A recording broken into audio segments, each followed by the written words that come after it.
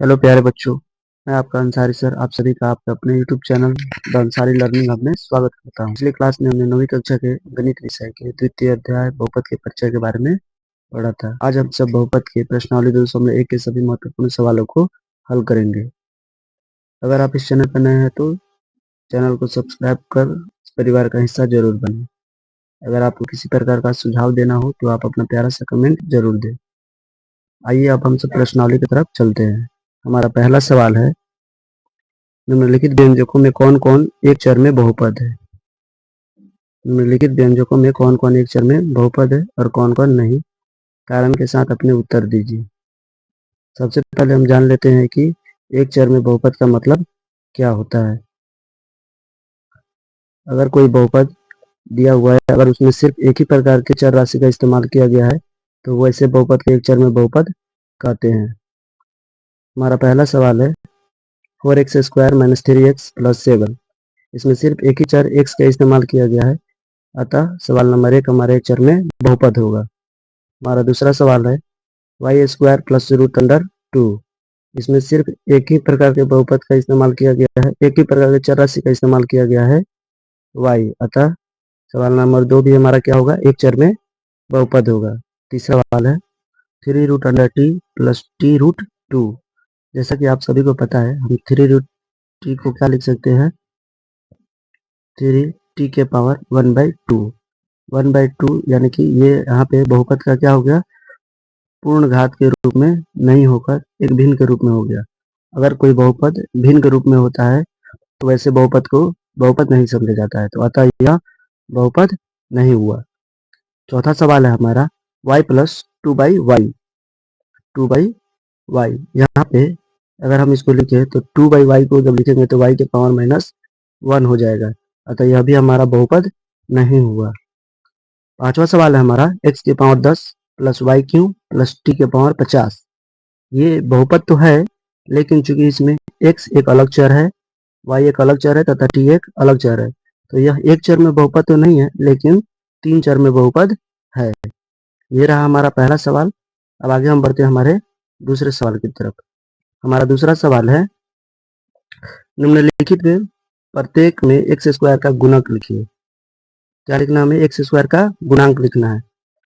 x² के साथ जो भी अचर राशि गुना के रूप में रहेगी वही हमारा क्या हो जाएगा, x² का गुणांक हो जाएगा। पहला सवाल है हमारा 2 + x² + x। यहाँ पे जो x² है उसके साथ गुना के रूप में क्या होगा, एक जुड़ा होगा, अतः एक हमारा क्या हो गया, x² का गुणांक हो गया। तो पहले में क्या हो जाएगा, हमारा x² का गुणांक 1 हो जाएगा।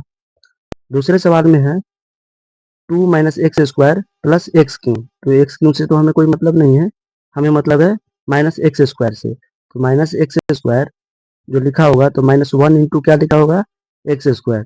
अतः हमारे दूसरे सवाल का आंसर क्या हो गया, -1 हो गया। तीसरा सवाल है हमारा π/2 x² + x। तीसरा सवाल है π/2 x²। तो π/2 क्या हो गया, हमारा x² का गुणांक हो गया तीसरे सवाल में। चौथा सवाल है √2 × x -1। इसमें x² चूंकि दिया ही नहीं है तो x² का क्या हो जाएगा, गुणांक 0 हो जाएगा। तो पहले सवाल का हमारा आंसर हो गया 1, दूसरे सवाल का हो गया -1, तीसरे सवाल का आंसर हो गया π/2 और चौथे का आंसर चूंकि x² दिया ही नहीं है, जिस कारण हम अगर इस इक्वेशन इसको लिखते हैं, अगर इस बहुपद को चौथे सवाल को हम कैसे लिख सकते थे, 0x² + √2x -1। अतः यहाँ पे हमारा x² का क्या गुणांक हो जाता है, 0 हो जाता है। आइए अब हम आगे बढ़ते हैं हमारे तीसरे सवाल की तरफ। हमारा तीसरा सवाल है 35 के घात के द्विपद और 100 के घात के एक पदी के एक एक उदाहरण दीजिए।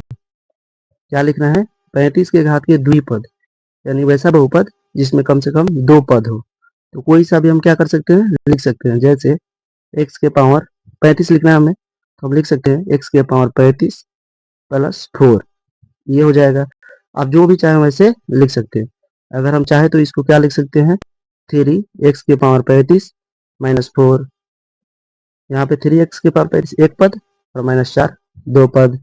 x की पावर 35 एक पद तथा 4 दो पद में हो गया। इसी प्रकार हमें 100 घात में एक पदी का उदाहरण लिखना है, तो y के पावर हम 100 लिख देते हैं, ये हमारा आंसर हो जाएगा। आगे बढ़ते हैं हम चौथे सवाल की तरफ। चौथा सवाल है हमको निम्नलिखित बहुपदों में प्रत्येक बहुपद की घात लिखिए। अगर किसी बहुपद में सवाल आपसे पूछे कि बहुपद की घात क्या होगी, तो आप उस बहुपद के जो सबसे मैक्सिमम घात होगी उसी को आंसर के रूप में लिखेंगे। तो 4 की 1 नंबर सवाल है हमारा 5x³ plus 4x² plus 7x। इसमें 5x³ में सबसे ज्यादा क्या है, हमारा x के पावर 3 है, जो महत्तम घात है, तो हमारा आंसर क्या हो जाएगा 3। नेक्स्ट है हमारा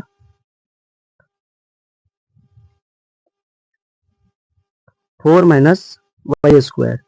तो 4 माइनस वाई स्क्वायर में बहुपद की घात कितनी हो जाएगी, 2 हो जाएगी। बहुपद की घात कितनी हो जाएगी, 2 हो जाएगी। अगला है हमारा 5t माइनस रूट अंडर 7। तो हम 5t माइनस रूट अंडर 7 में t की घात कितनी है, 1 है, तो अतः तीसरे सवाल में हमारा बहुपद की घात कितना हो जाएगी, 1 हो जाएगी। कितना हो जाएगी, सिर्फ 1 हो जाएगी। चौथे सवाल में क्योंकि बहुपद में सिर्फ क्या दिया हुआ है, संख्या दिया हुआ है, संख्या एक स्थिरांक होता है, अतः इसमें कोई भी चर राशि नहीं होने की वजह से इसका घात कितना हो जाएगा, 0 हो जाएगा। आगे बढ़ते हैं पांचवें सवाल की तरफ। पांचवा सवाल है हमारा बताइए कि निम्नलिखित बहुपदों में कौन कौन से बहुपद रैखिक है, कौन बहुपद द्विघाती है और कौन बहुपद त्रिघाती है। जैसा कि आपको पता है कि रैखिक बहुपद वैसे बहुपद को कहते हैं जिसका घात 1 हो। द्विघाती बहुपद में बहुपद का अधिकतम घात 2 होता है तथा त्रिघाती बहुपद में अधिकतम घात 3 होता है। तो हमें यही पहचान करना है। पहला सवाल है हमारा x² प्लस x। इसमें बहुपद का अधिकतम घात 2 है, तो यहाँ क्या हो गया, द्विघाती बहुपद हो गया। इसी प्रकार हमारा दूसरा है x माइनस x³। इसमें बहुपद का मैक्सिमम घात 3 है। दूसरा सवाल क्या हो गया हमारा, त्रिघाती बहुपद। तीसरा सवाल है y प्लस y² प्लस 4। इसमें बहुपद का अधिकतम घात 2 है, जिस कारण ये क्या हो गया, द्विघाती बहुपद। चौथा सवाल हमारा 1 प्लस x। क्योंकि x का पावर यहाँ पे क्या है, 1 है, जिस कारण ये हो गया हमारा रैखिक बहुपद।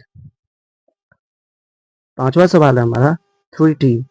3t में t का पावर कितना है, 1 है, जिस कारण ये भी क्या हो गया, हमारा रैखिक बहुपद हो गया। छठा सवाल है r²। r² में बहुपद का अधिकतम घात 2 है, जिस कारण ये क्या हो गया, द्विघाती बहुपद हो गया। अंतिम सवाल है हमारा 7x³ 7x³ में बहुपद का अधिकतम घात 3 है, जिस कारण ये क्या हो गया, हमारा त्रिघाती बहुपद हो गया। हम उम्मीद करते हैं कि आपको सवाल अच्छे से समझ में आए होंगे। अगर किसी सवाल में आपको दिक्कत हुई होगी तो आप कमेंट में इस सवाल को जरूर पूछेंगे। यहाँ तक वीडियो देखने के लिए आपका बहुत बहुत धन्यवाद। अगर आप चैनल पर नए हैं तो चैनल को जरूर सब्सक्राइब करें तथा लाइक कमेंट एंड शेयर जरूर।